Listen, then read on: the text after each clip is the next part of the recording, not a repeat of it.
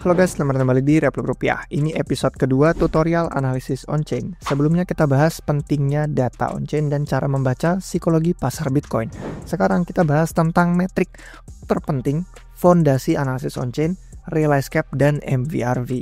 Ini adalah alat yang simple dan kalian bisa menavigasi pasar dan siklus Bitcoin dengan banyak sinyal dari data on-chain untuk bull dan bear. Oke, let's go.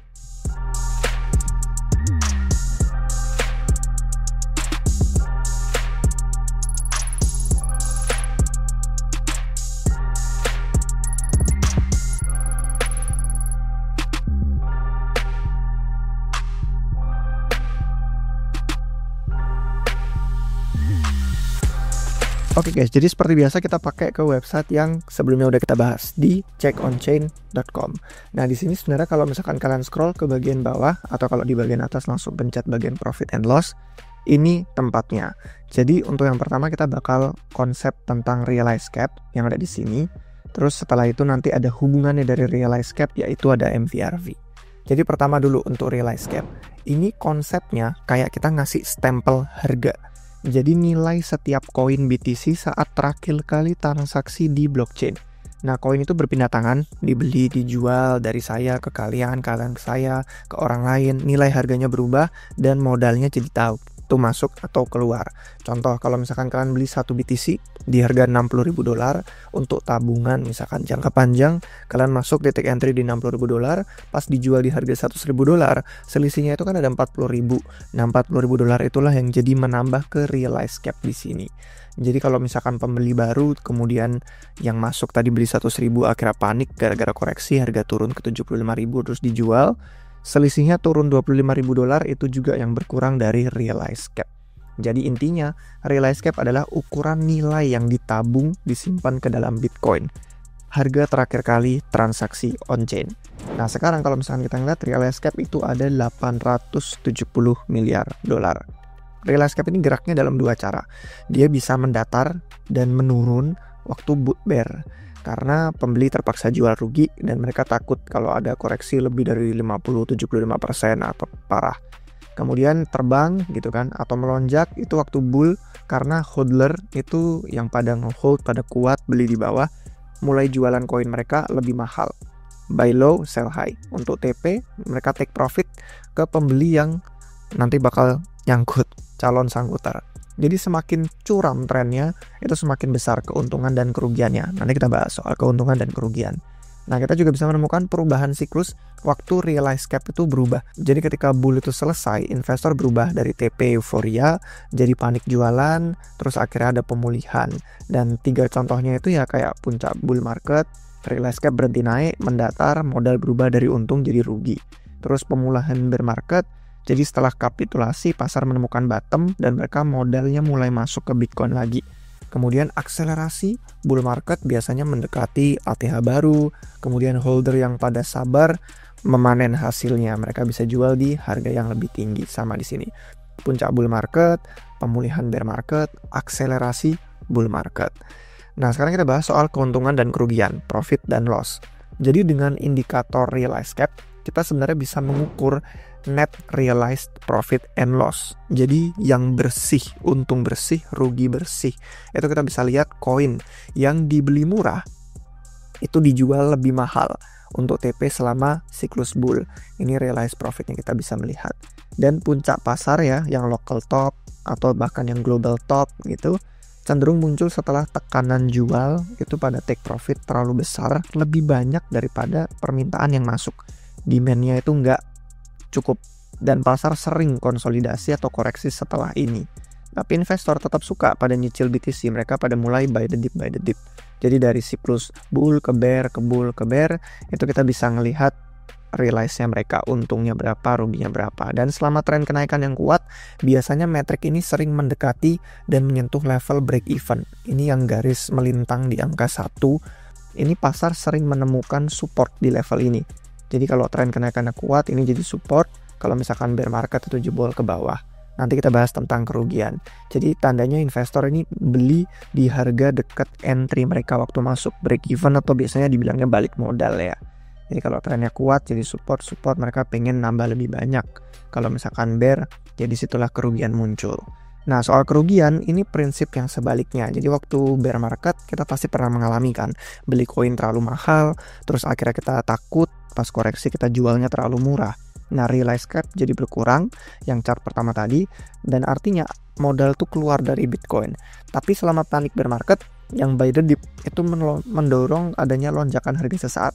Jadi kadang kalau pas lagi koreksi, ada yang buy the dip, makanya ada lonjakan nih. Jadi ada yang investor-investor pada akhirnya nggak sabar, ya udahlah daripada lebih berkurang banyak daripada rugi bandar, setidaknya ada rally dikit kita jual di sana. Jadi kayak putus asa, bener-bener mendekati sedekat mungkin break even, balik modal mereka berapa, yang buy the dip dorong harga, ya udah jual terpaksa.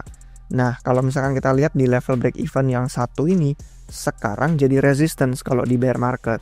Kalau di bull nih trennya jadi support di level 1, kalau di bear market ini jadi resistance. Dan ini yang memperparah durasi dan deritanya bear market. Akhirnya setelah setiap holder itu lelah, udah nggak ada yang jualan lagi, pasar bisa dibilang mencapai titik akhir. Udah pada kapitulasi, udah pada nyerah. Dan biasanya 1 atau kadang 2 koreksi besar itu meyakinkan orang bahwa Bitcoin akhirnya udah mati nih gitu kan. Wah, ini udah tamat, udah mati, Bitcoin going to zero, nilainya bakal 0.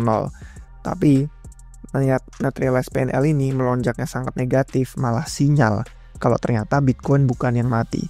Yang mati adalah siklus bear, itu udah selesai. Lanjut ke bull, jadi itu realized cap. Nah, ada hubungannya sekarang dengan rasio MVRV. Apa itu rasio MVRV? Nah, sebenarnya menarik dari MVRV itu adalah setelah metrik realized cap tadi itu dirilis, OG analis on-chain ada 2 namanya David Puel, terus sama satu lagi Murad Mahmudov. Kalian pasti tahu Murad yang ngomongin meme coin super cycle itu, iya orang yang sama yang sebelumnya Bitcoiner, sekarang jadi suka meme coin. Itulah yang menemukan rasio MVRV. Jadi singkatannya itu market value to realized value. Ini mengukur perbedaan antara harga BTC di pasar yang atas ini. Jadi kalau misalkan kalian lihat ke CoinGecko, ke exchange, itu harga yang ada di sini dengan harga realized price yang terbaca di on-chain. Rata-rata entry per coin mereka berapa yang tadi kita bahas di chart paling pertama realized cap. Jadi ada selisihnya kan, harga di pasar segini, harga belinya segini. Jadi ketahuan di MVRV berapa keuntungan dan kerugian mereka. Itu simpelnya. Nah, rasio MVRV ini menggambarkan yang unrealized profit and loss. Jadi keuntungan dan kerugian yang koinnya masih belum dijual. Jadi interpretasinya relatif simpel. Kalau nilai MVRV tinggi, semua orang lagi bahagia. Karena keuntungan besar, sangat hijau portofolionya. Tapi waspada, kalau MVRV terlalu tinggi ekstrim, artinya semakin besar orang-orang pada tergoda untuk take profit, untuk ambil untung. Dan di situ biasanya risiko tekanan jualnya yang pada mau TP. Jadi sama, setiap siklus kita ngeliat puncaknya seperti itu. Nilai tinggi ekstrim MVRV. Nah, nilai yang rendah, ini kebanyakan orang sedih. Karena meratapi portofolio sangat merah. Tapi biasanya investor yang lemah hampir disapu bersih. Dan yang tersisa itu cuman holder yang kuat. Yang biasanya istilahnya dibilang kayak diamond hands.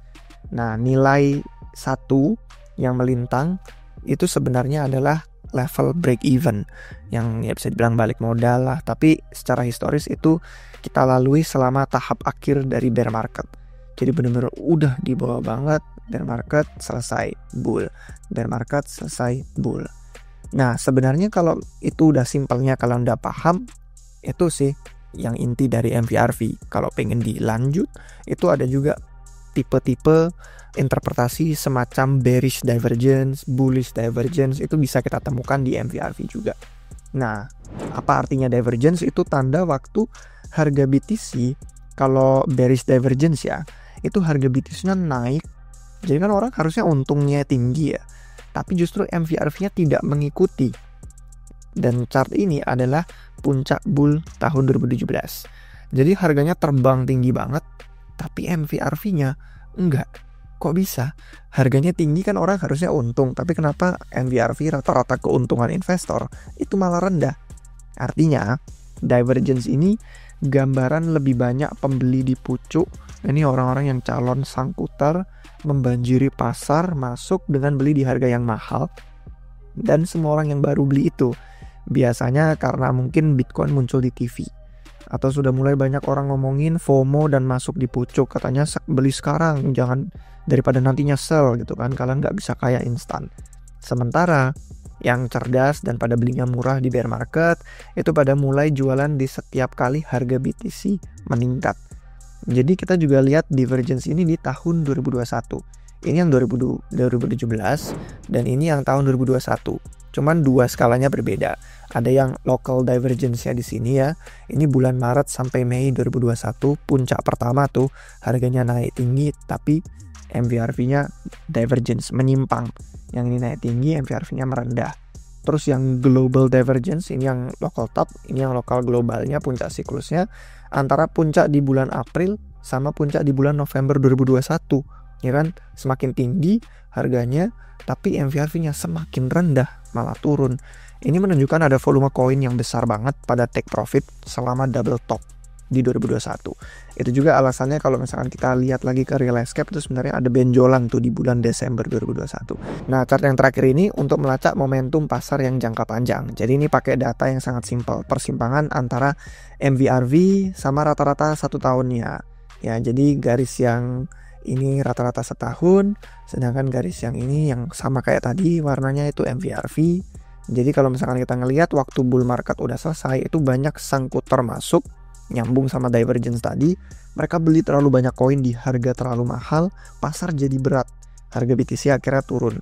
Semua keuntungan sirna banget cepet, jadi rasio MVRV anjloknya tuh langsung drastis menembus ke bawah rata-rata 1 tahun ya.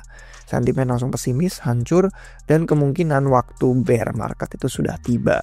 Setelah kapitulasi besar, ini banyak koin akhirnya pindah tangan ke holder yang garis keras, diamond hand, pada DCA, buy the dip selama di bottom.